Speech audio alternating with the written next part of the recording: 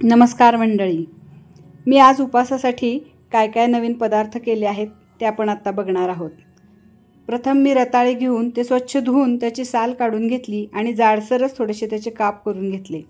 कढई गरम करून त्याच्यात साजूक तूप घातलं आणि ते काप केलेले रताळाचे त्याच्यात घालून वाफ येण्यासाठी थोडंसं हलवून झाकण घालून ठेवले। बरोबर मंडळी, तुम्ही ओळखलंच असेल ना मी आता काय करत आहे ते। तर मी आता करत आहे रताळ्याच्या काचऱ्या। ह्याला चांगली वाफ येऊ द्यायची। 9 दिवसाचे उपवास म्हणल्यावर पण रोज प्रश्न पडतो, रोज रोज तेच साबुदाण्याची खिचडी भगर खायचा कंटाळा येतो ना, म्हणून काहीतरी रोज वेगळं वेगळं करत राहायचं। मधून मधून झाकण घालून वाफ आली का बघायचं आणि थोडीशी हलकीशी वाफ आली की चिरलेला गूळ त्याच्यावर घालून घ्यायचा आणि परत एकदा वाफ येण्यासाठी झाकून ठेवलं। आता गूळ चांगला मिक्स व्हायला लागला, वितळायला लागला की त्या गुळाच्या पाकामध्ये हे रताळे शिजायला लागतात। त्यात चिमूटभर किंचित अगदी चवीपुरतं मीठ घातलं आणि वेलदोड्याची पूड घालून पुन्हा एकदा सगळं मिक्स करून झाकण घालून ठेवलं।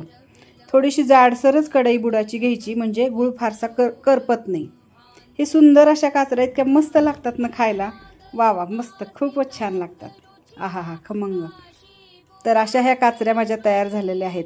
तर आता इकडे बघूया, मी आत्ता करणार आहे उपवासाची इडली। तर ह्या इडलीसाठी मी 2 वाट्या भगर आणि पाव वाटी साबुदाणा बारीक करून मिक्सरवर घेऊन त्याच्यामध्ये थोडंसं अर्धी वाटी दही आणि पाणी घालून एक अर्धा तास मी हे भिजवून ठेवलं होतं। आणि आता हे करायला घेताना मी त्याच्यात ऐन वेळेस इनो घातला आहे। हे आता आपण इन्स्टंट बनवत आहोत ना, म्हणून त्याच्यासाठी एक इनोचं पाकिट मी वापरलेलं आहे या ठिकाणी। हे इनो घालून असं मी छान मिक्स करून घेतलेलं आहे आणि इडली पात्राला तेल लावून व्यवस्थित हे पीठ त्याच्यामध्ये घालून आता आपण इडली करण्यासाठी ठेवणार आहोत। अशा ह्या पिठाच्या भगरीच्या इडल्या इतक्या मस्त छान लुसलुशीत होतात की अगदी त्या ओळखायला सुद्धा येत नाहीत की ह्या उपवासाच्या इडल्या आहेत म्हणून। तांदळाच्या इडल्यापेक्षा सुद्धा ही इडली इतकी सुंदर मऊ, इतकी मस्त छान होती आणि पोटभरीसाठी सुद्धा हा एकदम उत्तम पर्याय आहे। आता ही इडली वाफ येण्यासाठी 10 मिनिटं ठेवूया। तोपर्यंत मी इकडे बघा इडली बरोबर खाण्यासाठी रताळ्याची आमटी करून घेतलेली आहे। आमच्याकडे याला रताळ्याचं घुटं असं म्हणतात। तुम्ही काय म्हणता हे सुद्धा मला नक्की कमेंटमध्ये सांगा बरं का। हे उपवासाचं सांबारच म्हणजे रताळ्याची आमटी मी केलेली आहे। वा वा मस्त छान। आता इकडे इडलीला वाफ आली आहे, बघू आपण इडली कशी झाली, काढून बघूया। 10 मिनिटं झाली, इडलीची वाफ गेलेली आहे। न चिकटता छान इडली निघेल असं वाटते। आता काढून बघते मी, हात लावून बघितलं, झाली, वा मस्त छान फुगली आहे इडली। आता काढून घेते, सहज निघते, वा वा मस्त। आता मी तुम्हाला एखादी काढून अशी तोडून दाखवते वाफ काढून, बघा वा, आहा मस्त छान, एकदम कापसासारखी लुसलुशीत मऊसूत छान पांढरी शुभ्र इडली झालेली आहे।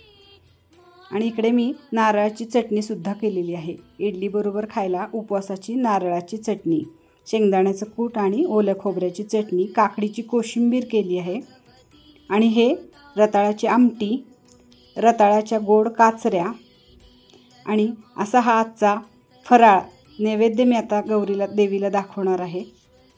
छानशा मऊसूत वा मस्त इडल्या झालेल्या आहेत। आज रविवार आहे म्हणून वेगळं काहीतरी छान नवीन करून बघितलेलं आहे। आता हा छानसा वाढलेला नैवेद्य मी देवीला दाखवते आहे। तुम्हालाही आजची माझी फराळाची रेसिपी आवडली का? तुम्ही नक्की मला कमेंट करून सांगा, लाईक करा, शेअर करा आणि हो, सबस्क्राईब करायला सुद्धा विसरू नका। चला तर मग भेटूया आता पुढच्या व्हिडिओत। काश्मीरात्रि जलेश्वरी त्रिलहरी नित्यांकुरा शर्वरी कामांकाक्षकरी जनोदयकरी काशीपुराधीश्वरी भिक्षां